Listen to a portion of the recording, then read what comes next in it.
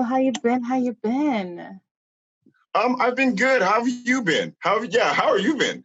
Right, I've been all right. It's been a while. It seems like I haven't seen one forever, and I'll be on the scale. Yeah, it has been a while, just in the midst of COVID and, the recent events that are happening with, essentially liberating Black people. It's been not a lot of slow down time. It's been a lot of go, go, go. And for me, at least. Yeah. How have you been maintaining? Like, what have you been doing? Yeah. So during COVID, like when the COVID first started, I started delivering breakfast cereal to kids in our community, and doing that in the morning, which has been a really good. I'm still doing it. I'm actually going to be doing it till the end of June. Nice. And then when George Floyd was killed, I was, we've had a long series of killings in regards to African Americans. And so this one, I was like, oh, here's another one. I did not expect, as far as people coming together for the betterment of African Americans, I didn't see that coming. Yeah. So after the death, for the next like 2 weeks, I was sort of like sitting back and like thinking what it all means to me. But maybe it was like I'll say like a week. And then I started getting messages from people being like, hey, you're like a leader in the community. How come you're not saying anything? Or like, you're sure quiet right now. And I was like, okay, like I'm just still trying to deal with what happened. Yeah, yeah, like I'm trying to process it, right? But then I was like, okay, like, and it was enough messages where I was like, all right, I'm just gonna say something then. Like, I'll say how I feel, like, okay, whatever. Mm-hmm. So I made a post saying what I felt on social media. And that's the thing, like, I'm not an expert when it comes to race relations. I know my own experience from being an African-American, what I've felt and seen and heard and all these different things. And here's the thing, when as an African-American here, especially in Washington, maybe it's different other places in the country, but in Washington, when you vocalize yourself as an African-American, you speak for all African-Americans here. Mm-hmm. Every last one of them. Hey, so I was like, that works, but...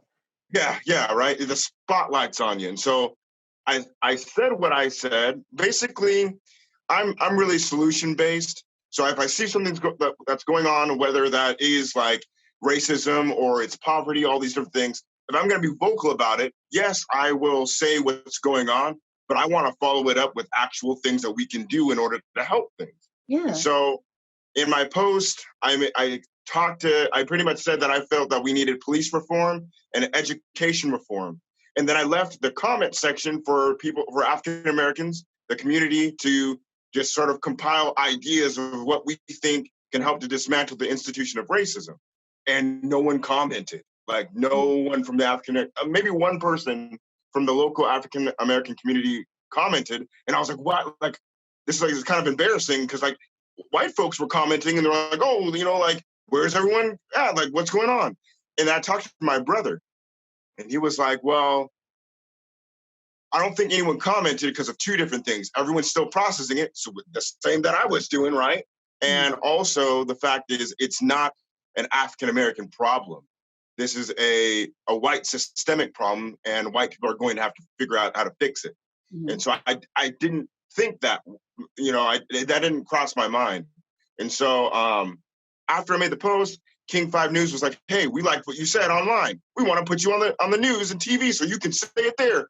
And I was like, I don't know. Like, all right, cool. But like, it was so good though.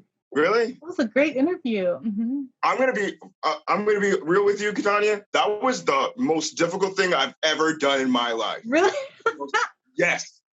Because when you're talking about race, especially race, how you say something, what you say, your body language, it all plays into what people think you're saying. Right. So like with peace, with like the peace bus, it's just me, it's myself. And it's how I go about interpreting the world that I live in.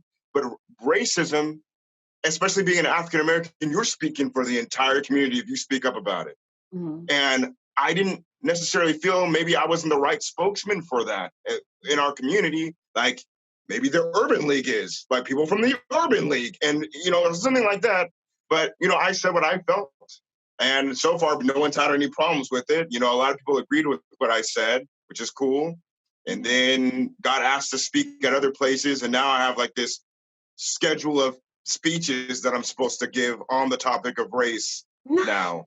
Yeah. That's dope. That's what's up. Yeah. That's exciting.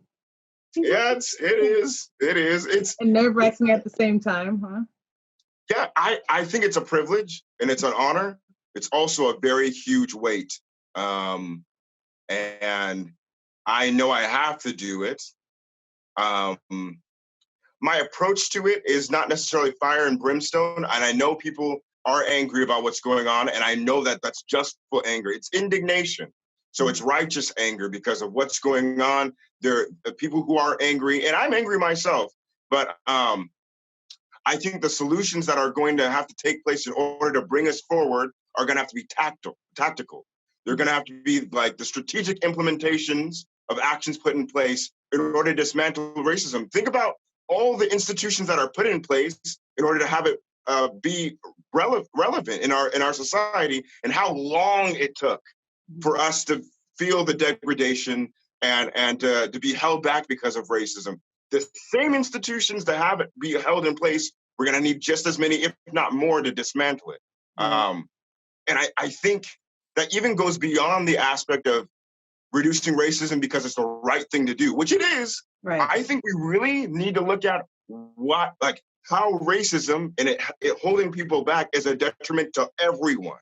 We think about, I talk a lot about this with the Peace Bus, creating a society where everyone's able to reach their potential and how that can help every single human being. Think about, there's only a small fraction of people who don't have any barriers besides, like disease or things like natural barriers that are for everyone, but that have the means towards reaching their potential. And so they're contributing to the betterment of our society with innovations, inventions, things like that. But what if everyone had the means to a proper education, a good quality education, food, clothes, and shelter, of course, and we're able to seek that? That's peace. Mm-hmm. So we talk about like all these diseases and hunger and things like that. The solutions to those problems lay dormant in a kid in a third world country that doesn't have the means towards reaching their potential. Right. And one of those inhibitors is racism. That's one of them, among a lot of different other things. So when we create a society where that's not a barrier, it, like, regardless if you hate Black people or don't, like, it helps you. Right. Cancer doesn't care what color you are. But the cure of it it can come from anyone. So it's just a no-brainer to me. Like, regardless how you feel, which I understand, racism is horrible. But if you don't understand it, at least help yourself. Right. Yeah, get something out of it. Yeah. That is genius, though, because a lot of people wouldn't think of it that way. I don't think it's like, take that out. But then you have those who would be like, well, they're not intelligent anyway. So why would I want to spend?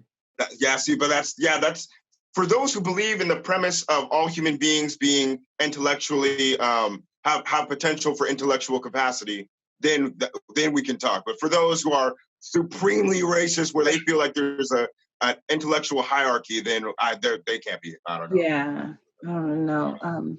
And it is hard speaking up because you represent, like, come on, Kwabi, let's go. And at the same time, it's like, because we finally have a voice through whatever Black person we see. Besides Candace, she don't need to be talking, But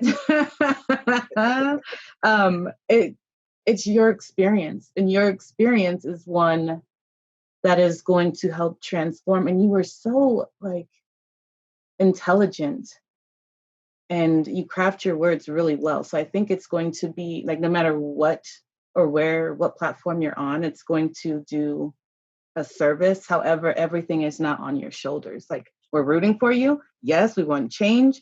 However, it's hard to feel like you speak for everyone because your experience is different from everyone else's. So you're probably going to piss some people off, and that's okay.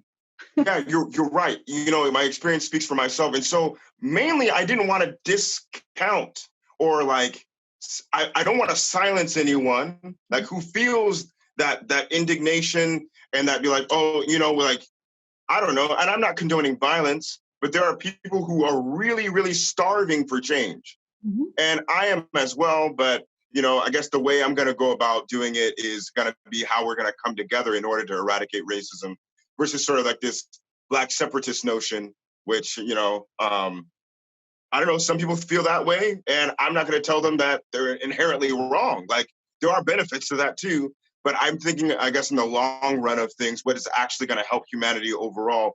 And the thing of it is, when everyone advocates for the betterment of African Americans, we're advocating for the betterment of the world. And that's the premise that we need in going forward. The University Place School District, they recently sent in a petition to demand that racism, that actual institutionalized racism, is a topic that's taught in history. And not only that, but that the history of Africans in America, that they go even beyond that, about Africans that, before the Middle Passage, talking about the kingdoms and the livelihood that happened in Africa pre-slavery, right? Which is really cool, because that's not something that's touched on a lot, especially in schools. And that's something that should be taught in elementary school all the way to high school. And so I feel like that's one solution, and it starts early, so that hopefully that as we get older, those kids will be able to humanize those who are not necessarily humanized as much in our society. And that's really where it comes down to be able to see yourself in another, be like, this person's an African American, but I respect them because I know about them, right? I understand more so than I did before, and that we are closer together because of that. So often, I'm sorry, I'm rambling. No, go ahead. It's great. Do it. Get it out. Yes. When we talk about police reform, law enforcement reform, I'm really big on the notion of familiarity. So I don't see, to me, it's a no-brainer that it would make more sense that a police officer should live in the communities that they serve. Like, so if I want to serve a community, and it's not like you're an ice cream man, or you're like, I don't know, like even like a mailman or something like that. You're the one who is protecting. You're supposed to serve and protect these people. So first of all, you need to love the people. Right. Well, it doesn't make sense to not love the people that you're protecting, right? So a part of that, if that doesn't come inherent, because I know a lot of people, if you don't know somebody, it's hard for a lot of people to show that compassion naturally if you don't know somebody. But in order to bridge that gap, I would propose that officers live in the communities that they serve, and not only that, but to have cultural competency training. And some police officers have this at their office, where they have the neighbors in the neighborhood come together and have a conversation monthly about what's going on in the community. But I think even beyond that, they should be living in the community, because it's like, say I want to be a police officer in India, and I go to India not knowing anything about Indian people, right? And India is so vast. It's so vast. It's so intricate and diverse, even within itself. And I go there not knowing anything, and I am serving them, and I'm a cop. I'm not going to be as good. It's impossible to be as good as someone who knows and is interested and loves the people that they're serving, and has a know-how of the people that they're with. And so that's where we have the fear. If you do not know someone that you're policing, you're even going beyond that. When you meet somebody for the first time, somebody that's vastly different from you, two things that can happen. One, you're intrigued. You want to know more. This person's so different. This is really cool. A different culture, different way. I want to learn more. And then the second one is we dehumanize. We say, oh my God, this is scary. Right. This is so strange. And not only that, we can go even further from saying that they're so strange, is that they're lesser than. They're a lesser person, human being than myself. And that's what we're seeing. And a lot of people may not be able to articulate this notion of dehumanization, but that's what we've been seeing. How if you see someone as a human being in that particular point in time, you would never choke them to death for doing nothing. You're not seeing that person. You're not seeing them. So yeah. Yeah, and in the community, you get to know the people as your kiddos are playing with them. You guys are going to the store, you're seeing them, and you're not going to want to do your neighbor wrong per se. It's like we're gonna, Yeah. hey, you know, hey Tim, hey Tom, hey, all around the area. And then I think the scary part for some police officers is, well, what if I get attacked? Well, if you're a good cop, no one's gonna like follow you to your home and Exactly. try to murder you and your family. If anything, they want to have you over for dinner. You're serving the community you're protecting. They want you over. Right. I'm gonna live by that. Oh, that's a cop. I mean, I'm gonna live close to that one to protect. Like, you're not gonna mess with my house if I live next to a cop, right? Exactly. And so I feel like, you know, being a good neighbor. I mean, we should all be trying to do that, officers included. And there are some officers that are doing that. I mean, I talked about that in that King 5 interview. There are some cops that want to do good, and I commend them for that. And this is the way in which we can do. That's one of the ways. The police officer reform, and then also the education reform. Yeah, I love that. And it just put my son in it. Like, if they lived in the area, it's like, oh, when you pull them over, oh, you're this kid. Oh, I know that you're this kid. Yeah, Like, hey, exactly. why Like, are you? run on home or something like ticket? that. Yeah, you know better. I've gone home. You know, fear into your life. That's the way it should be. That's the way it should be. So I've just been formulating these ideas, and then I've been asked to speak at different places. And there was a big rally that happened at Wrights Park